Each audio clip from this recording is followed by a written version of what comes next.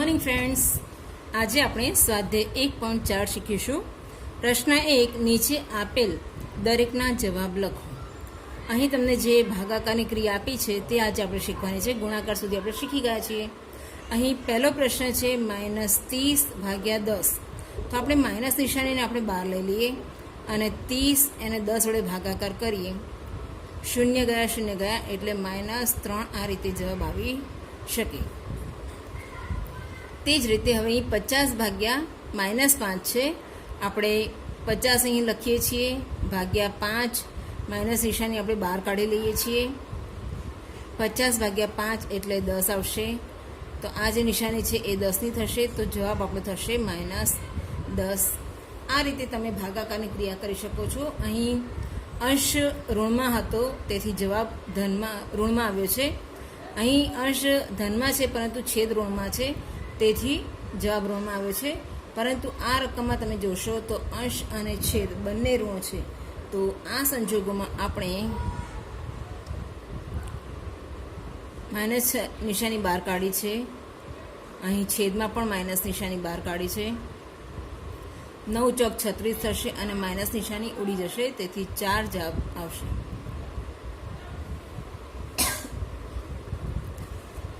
આ દાખલો આના જેવો છે, તમે કરી શકશો.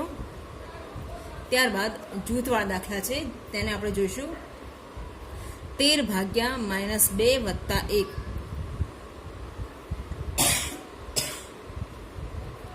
13ના ભાગાકારમાં -2 + 1 છે.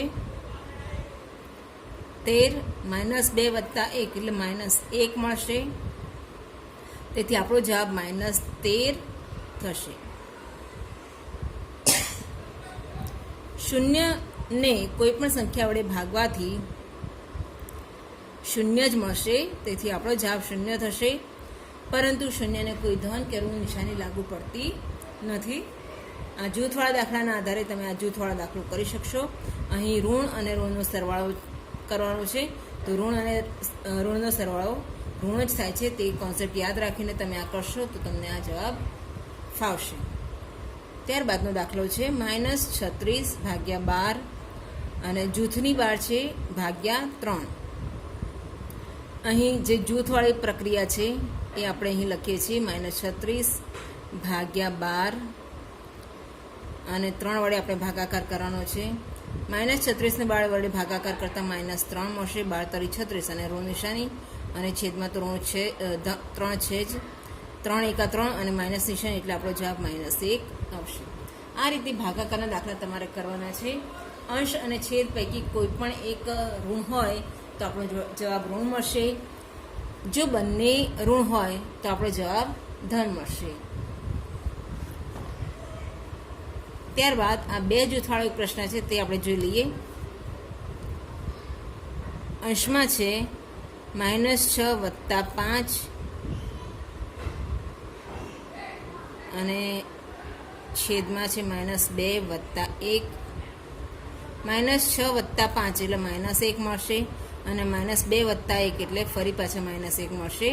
અહીં 1 એકાએક થશે અને માઇનસ નિશાની ઉડી જશે, તો આપણો જવાબ થશે 1. આ રીતે આપણે આ દાખલા કરી શકીએ છીએ. આનું સાદું રૂપ આપણે અંશમાં આપ્યું. આ ભાગાકારની ક્રિયા છે આ બંને કૌંસ વચ્ચે, તો તેને છેદમાં લખ્યા છે. તેનું સાદું રૂપ આપીને છેદ ઉડાડ્યા છે.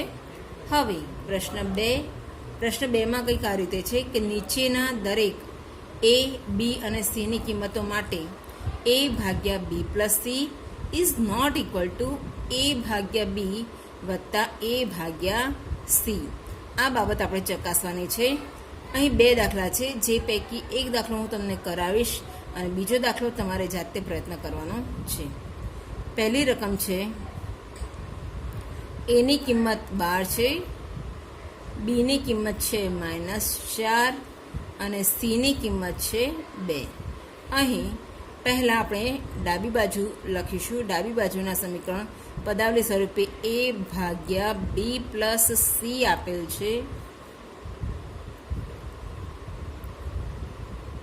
અહીં એની કિંમત મૂકીશું 12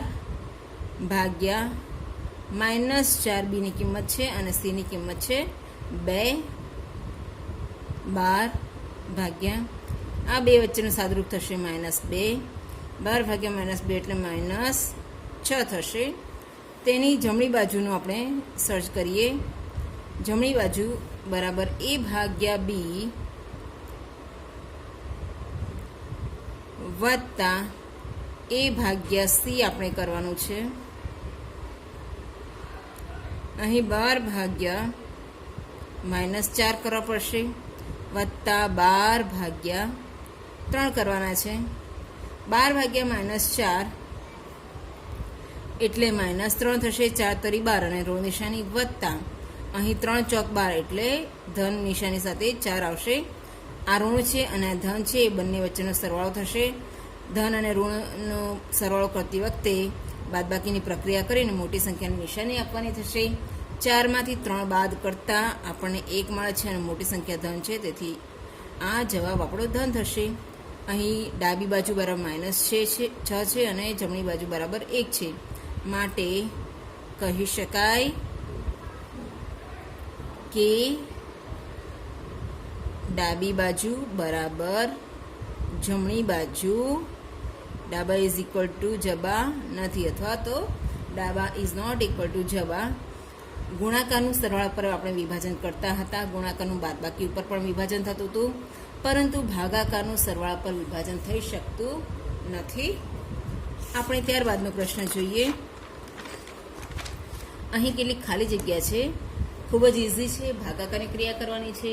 ક્યાંક ઋણ હશે, ક્યાંક ધન હશે. આપણે વિચારીને એની જે ખાલી જગ્યા છે તે પૂરવાની છે. 369 ભાગ્યા કેટલા હશે? ત્યારે 369 આવશે. તો 369 ને આપણે 1 વડે ભાગાકાર કરવો પડે, ત્યારે આપણને આપણી સંખ્યા પાછી મળશે. અહીં -75 છે, અને કઈ સંખ્યા વડે ભાગીશું? તો -1 મળશે. તો આ નિશાની ઋણ છે, એટલે ઋણ નિશાની જવાબને મળી ગઈ છે. તેના પરથી ખ્યાલ આવશે કે આપણે જે ખાલી જગ્યામાં રકમ મૂકવાની છે, જે અંક મૂકવાનું છે, તે ધન હશે, ઋણ હશે નહીં. 75 ને 75 વડે ભાગીશું ત્યારે આપણને 1 મળે છે અને માઇનસ નિશાની આપી દઈએ એટલે -1. -206 એને કઈ સંખ્યા વડે ભાગીશું? તો ધન 1 મળે છે. તો અહીં ઋણ છે, અહીં ઋણ નિશાની મૂકીએ તો જ આપણો જવાબ ધન થાય. તો -206 ને -206 વડે ભાગાકાર કરવાથી આપણને ધન 1 પ્રાપ્ત થશે. આ ખાલી જગ્યા સેમાના જેવી છે. -87 ને કઈ સંખ્યા વડે ભાગીશું? તો 87 + 87 આવશે. તો આપણે અહીં -1 વડે ભાગાકાર કરવો પડશે. કઈ સંખ્યાને 1 વડે ભાગીશું ત્યારે -87 મળશે? જો આ એક ધન છે અને જવાબ આપણે ઋણ લાવવાનો છે, તેથી અહીં કઈ સંખ્યા મૂકવી પડશે? ઋણ નિશાની વાળી સંખ્યા મૂકવી પડશે, તો જ આપણો જવાબ આપણને ઋણમાં મળે. એટલે -87 ભાગ્યા 1 બરાબર -87. ત્યારબાદનો પ્રશ્ન છે ખાલી જગ્યા ભાગ્યા 48 બરાબર -1. કઈ સંખ્યાને 48 વડે ભાગવાથી -1 મળશે? તો જવાબ ઋણ લાવવાનો હોવાથી 48 ધન છે, તેથી આપણે આ ખાલી જગ્યામાં મૂકવાનો અંક ઋણ લેવો પડશે. -48 ને 48 વડે ભાગવાથી 48 × 48 અને ઋણ નિશાની, તો 48 વડે ભાગવાથી આપણને -1 મળશે. 20 ને કઈ સંખ્યા વડે ભાગવાથી -2 મળશે? તો 20 ને -10 વડે ભાગવાથી 10 × 20 થાય ને, તો આ રીતે આપણે ઋણ નિશાની લાવવા માટે -10 વડે ભાગવા પડશે અને આપણને -2 મળશે. કઈ સંખ્યાને 4 વડે ભાગવાથી -3 મળશે? તો 4 તરી 12 આવશે અને આપણે ઋણ નિશાનીવાળું પદ મેળવવાનું છે, તેથી અહીં અંશમાં ઋણ પદ મૂકવું પડે, કારણ કે આપણો જે ભાજક છે તે ધન છે અને આપણે જવાબ લાવવાનો છે ઋણ. ત્યારબાદનો પ્રશ્ન છે પ્રશ્ન 4. પૂર્ણાંક સંખ્યા a b ની 5 જોડ લખો જેથી a ભાગ્યા b બરાબર -3 થાય. જેમાંનો એક અંક 6 ભાગ્યા -2 બરાબર -3 થયા છે. અહીં પહેલી જોડ, બીજી જોડ, ત્રીજી જોડ, ચોથી જોડ અને આપણે પાંચમી જોડ બનાવીએ, જેમાં ખાલી જગ્યા ભાગ્યા ખાલી જગ્યા બરાબર -3. અહીં એની કિંમત મૂકવાની છે, અહીં બીની કિંમત મૂકવાની છે. એને બી વડે ભાગવાથી -3 મળવા જોઈએ, જે પૈકી એક જોડ આપણને આપી દીધી છે.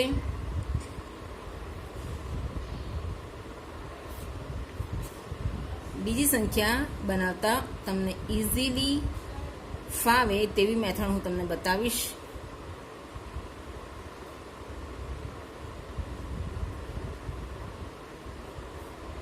બધી જગ્યાએ ભાગફળ સ્વરૂપે આપણને -3 મળવા જોઈએ. અહીં જે એક જોડ એક્ઝામ્પલ તરીકે આપણે આપેલી છે તેમાં -2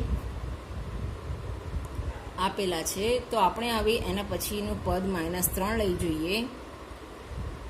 તો આ બંનેને હવે આપણે ગુણાકાર કરીશું.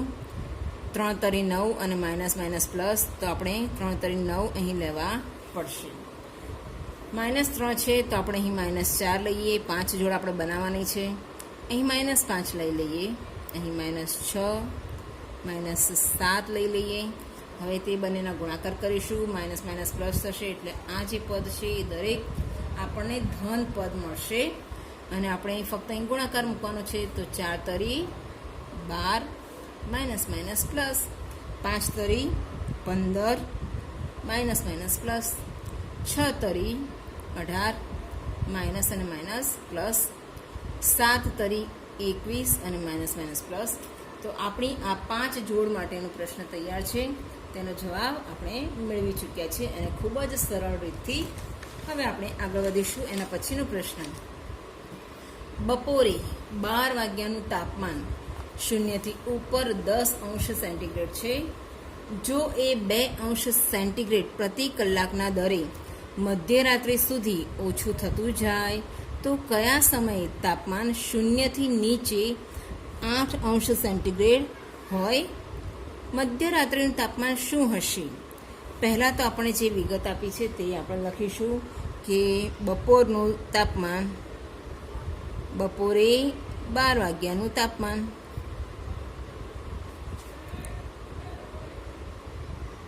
કેટલું છે? 0 થી ઉપર 10 અંશ સેન્ટીગ્રેડ. 0 થી ઉપર છે તેથી +10 અંશ સેન્ટીગ્રેડ થશે. ઉપર હોય તો આપણે ધન નિશાની સાથે દર્શાવીશું અને જે નીચે હોય એ આપણે ઋણ નિશાની સાથે દર્શાવીશું. ઘટાડો થાય છે તાપમાનનો 2 અંશ સેન્ટીગ્રેડ પ્રતિ કલાકના દરે. ઘટાડો દર કલાકે કેટલો છે? 2 અંશ સેન્ટીગ્રેડ ઘટે છે, તેથી આપણે ઋણ નિશાની સાથે દર્શાવીશું. અહીં 10 અને 0 થી નીચે -8 સેન્ટીગ્રેડ તાપમાને જવાનું છે. 0 થી નીચે 8 અંશ સેન્ટીગ્રેડ બરાબર -8 અંશ સેન્ટીગ્રેડ થશે. 0 થી નીચે હોવાથી આપણે ઋણ નિશાની સાથે દર્શાવીશું. હવે આ બંને વચ્ચેનો આપણે તફાવત લઈશું. 10 ડિગ્રીથી -8 ડિગ્રી સુધીનો તફાવત આપણો થશે 10 અંશ સેન્ટીગ્રેડ ઓછા -8 અંશ સેન્ટીગ્રેડ. અહીં માઇનસ અને માઇનસ પ્લસ થઈ જશે. 10 અંશ સેન્ટીગ્રેડ વત્તા 8 અંશ સેન્ટીગ્રેડ એટલે 18 અંશ સેન્ટીગ્રેડ આપણો તફાવત મળશે. 0 થી નીચે તાપમાને 8 અંશ સેન્ટીગ્રેડ તાપમાન થાય છે, 18 અંશ સેન્ટીગ્રેડે. હવે તાપમાન દર કલાકે 2 અંશ સેન્ટીગ્રેડ ઘટે છે, તેથી આપણે આને જે 18 અંશ સેન્ટીગ્રેડ છે તેને 2 વડે ભાગીશું.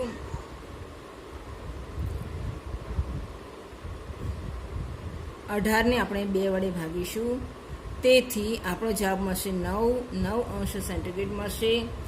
9 કલાક આજે બંનેનો ભાગાકાર કર્યો છે, તેથી આપણો 9 કલાકનો સમયગાળો આપણને મળશે. આ 18 અંશ છે સેન્ટીગ્રેડ, આ 2 અંશ સેન્ટીગ્રેડ છે. બંનેનો ભાગાકાર કરતા સમયગાળો આપણને પ્રાપ્ત થયો 9 કલાક. 12 વાગ્યા પછી બપોરના 12 વાગ્યા પછીના 9 કલાક એટલે કે રાતના 9 વાગ્યાનો સમય. રાતના 9 એટલે 9 વાગે આ તાપમાન કેટલે પહોંચ્યું હશે? -8 ડિગ્રી તાપમાન સેન્ટીગ્રેડ તાપમાન પહોંચ્યું હશે. રાતના 9 કલાકે તાપમાન -8 સેન્ટીગ્રેડ થયું હશે. ત્યારબાદનો પ્રશ્ન છે મધ્યરાત્રિનું તાપમાન શું હશે? તો બપોરના 12 વાગ્યાથી મધ્યરાત્રિ એટલે કે 12 વાગ્યા સુધીનો સમય, મધ્યરાત્રિ એટલે કે રાતના 12 વાગ્યાનો સમય, બપોરના 12 વાગ્યાથી રાતના 12 વાગ્યા સુધીનું મધ્યરાત્રિ કહ્યું છે, તેના આધારે આપણે રાતના 12 વાગ્યા સુધીનો સમય બરાબર 12 કલાકનો સમય, 12 કલાક થશે. હવે 1 કલાકમાં 2 ડિગ્રી ઘટે છે. 12 કલાકમાં ઘટાડો થશે 12 દુ 24 એટલે કે -24 સેન્ટીગ્રેડ આટલે પહોંચશે.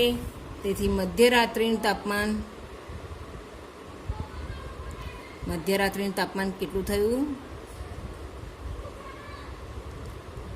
10 સેન્ટીગ્રેડથી -24 સેન્ટીગ્રેડ એટલે કે મધ્યરાત્રિએ રાતના 12 વાગે -14 સેન્ટીગ્રેડ તાપમાન હશે. તો આપણે જવાબ સ્વરૂપે લખીશું મધ્યરાત્રિએ અથવા તો રાતના 12 વાગ્યાએ તાપમાન -14 સેન્ટીગ્રેડ હશે. હવે પ્રશ્ન 6 આપણે કરીશું. રકમ વાંચી આપણે. વર્ગ પરીક્ષામાં +3 ગુણ દરેક સાચા જવાબ માટે અને -2 ગુણ દરેક ખોટા જવાબ માટે આપવામાં આવે છે અને કોઈ પણ સવાલના જવાબ માટે જો પ્રયત્ન ન કરવામાં આવે તો તેનો એક પણ ગુણ આપવામાં આવતો નથી. એમાં પહેલો પોઈન્ટ આપણે શોધવાનો છે. રાધિકાએ 20 ગુણ મેળવ્યા. જો તેણે 12 સાચા જવાબો આપ્યા તો તેના કેટલા જવાબો ખોટા હશે? તો કુલ ગુણ રાધિકાના છે 20. સાચા જવાબના ગુણ શોધીએ. સાચા જવાબના ગુણ છે 12 ગુણ્યા સાચા જવાબ માટે 3 છે એટલે 12 તરી 36 થશે. આ સાચા જવાબની સંખ્યા ગુણ્યા 3 એટલે 12 તરી 36 ગુણ. હવે ખોટા જવાબના ગુણ શોધીએ. 36 ઓછા 20. 36માંથી 20 બાદ કરતાં આપણને 16 ગુણ મળે છે. તો ખોટા જવાબની સંખ્યા શોધવા માટે કુલ જે ખોટા જવાબના ગુણ છે તેને એક ખોટા જવાબ માટે 2 માર્ક્સ કપાય છે. તો 2 વડે આપણે ભાગાકાર કર્યો. 16 ભાગ્યા 2 કરતાં આપણને 8 ખોટા જવાબની સંખ્યા મળે છે. અહીં આપણે ઋણ નિશાની યુઝ કરી નથી કારણ કે ખોટા જવાબની સંખ્યા ક્યારે પણ ઋણમાં હોઈ શકે નહીં. તેથી આપણે તેને ભાગાકાર સ્વરૂપે કરતી વખતે ઋણ નિશાની યુઝ કરી નથી. આ રીતે રાધિકાએ 8 ખોટા જવાબ આપ્યા હશે અને 12 સાચા જવાબ આપ્યા છે. ત્યારબાદનો ટોપિક છે મોહિનીએ આ પરીક્ષામાં -5 ગુણ મેળવ્યા. જો કે તેના 7 સાચા જવાબો હતા તો તેણે કેટલા જવાબો ખોટા લખ્યા છે? મોહિનીના ગુણ -5 છે. સાચા જવાબના ગુણ કેટલા થશે? સાચા જવાબોની સંખ્યા 7 ગુણ્યા 3 એટલે 7 તરી 21 ગુણ તેના સાચા જવાબ માટેના છે. ત્યારબાદ આપણે ખોટા જવાબોની સંખ્યા શોધવા માટે પહેલા ખોટા જવાબના ગુણ શોધીશું. ખોટા જવાબના ગુણ હવે ખોટા જવાબના ગુણ મેળવવા માટે આપણે -5 એમાંથી 21 બાદ કરીશું. આમ કરતાં આપણને ખોટા જવાબના ગુણ -26 થશે. ખોટા જવાબની સંખ્યા 26 ભાગ્યા દરેકના 2 ગુણ કપાય છે, તેથી 13 જવાબ તેણે ખોટા આપ્યા હશે.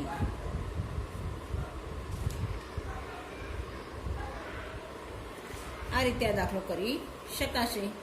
એના પછીનો પ્રશ્ન છે કે એક લિફ્ટ એલિવેટર જેને કહેવાય 6 મીટર પ્રતિ મિનિટના દરે ખાણમાં ઉતરે છે. જો તે જમીનથી 10 મીટર ઉપરથી નીચે ઉતરતી હોય તો -350 મીટર સુધી પહોંચવા તેને કેટલો સમય લાગશે? અહીં આપણે એક નાનકડો ડાયાગ્રામ બનાવીશું, જેમાં એક લિફ્ટ છે. લિફ્ટ જમીનથી 6 મીટર પ્રતિ મિનિટના દરે ખાણમાં ઉતરે છે. આ લિફ્ટની ખાણમાં નીચે ઉતરવાની દિશા છે.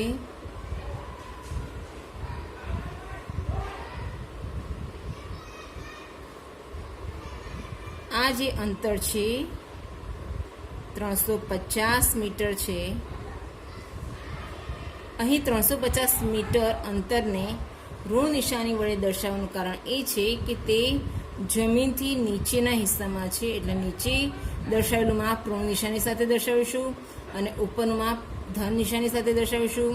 હવે જો લિફ્ટ 10 મીટર જમીનની ઉપરથી નીચે ઉતરે,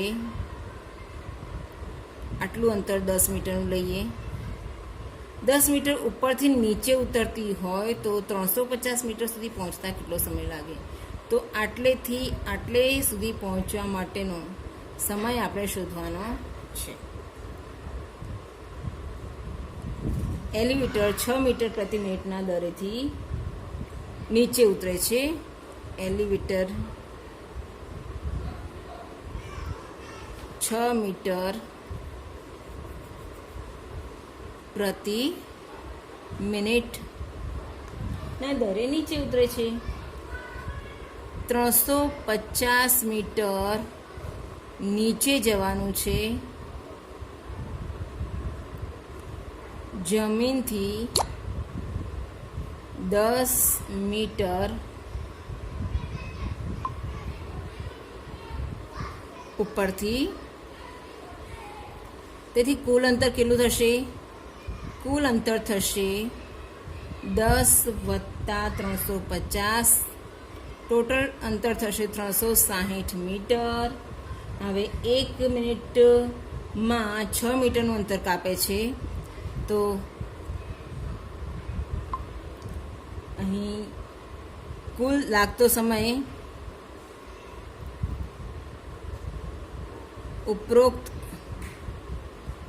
અંતર કાપવા માટે લાગતો સમય બરાબર 360 ભાગ્યા એને આપણે કેટલા વડે પ્રતિ મિનિટ 6 મીટરના અંતરે કપાય છે, તેથી આપણે 60 મિનિટ આપણને મળશે. 60 મિનિટનો સમયગાળો થશે, એટલે કે અથવા તો 1 કલાક પણ કહી શકાય. આ રીતે આપણે આ દાખલો ગણી શકીએ. એલિવેટર 6 મીટર પ્રતિ મિનિટના દરે નીચે ઉતરે છે. 350 મીટર નીચે ઉતરવાનું છે, પરંતુ ક્યાંથી? જમીનથી 10 મીટર ઉપરથી. આ ડાયાગ્રામમાં દર્શાવેલું છે. તેથી કુલ અંતર હવે કેટલું થઈ ગયું? 10 વત્તા 350, 360 મીટર. અહીં 350ને ઋણ શા માટે દર્શાવે છે એ પણ આપણે ચર્ચા કરી. હવે કુલ અંતર કાપવા માટે આપણે જે સમય લાગે છે તે શોધવાનો છે. તો 360ને 6 વડે ભાગતા આપણને 60 મિનિટ મળે છે, એટલે કે 1 કલાકનો સમય લાગશે. આ રીતે આ દાખલો ગણી શકાશે.